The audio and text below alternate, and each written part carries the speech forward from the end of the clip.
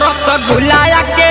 कटकती ना पिया चुअतावे रस आके चाहती ना रसगुल्ला के कटकती ना पिया चुअतावे रस आके चाहती ना रसगुल्ला के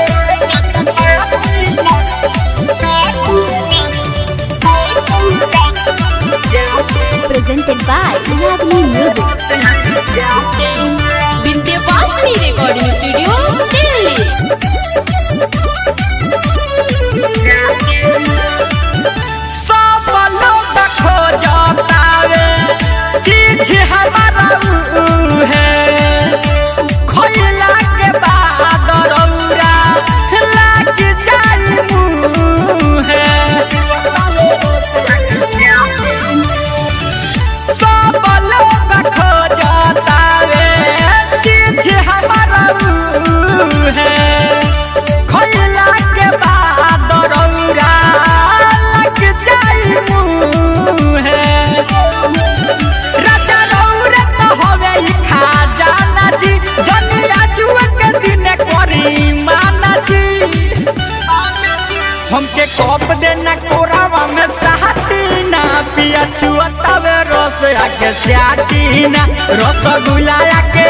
कटकाती ना पिया चुअतावे रस आके चाहती ना रसगुल्ला के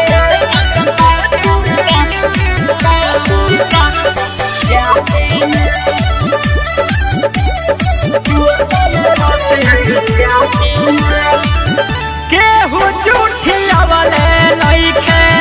चीज बात ताजा मिल खूबे बाजा सुनी भूले तो राजा सुने ना केहू झूठियावले नइखे चीज बात ताजा मिल खूबे बाजा सुनी भूले तो राजा काहे दूसरे दिन कोरावा में जाति के खजाने मन राउर होते हैं काठी के निर्मली हो गए बोला लापा हमके डांटी ना पिया चुअतावे रस आके चाहती ना रसगुल्ला के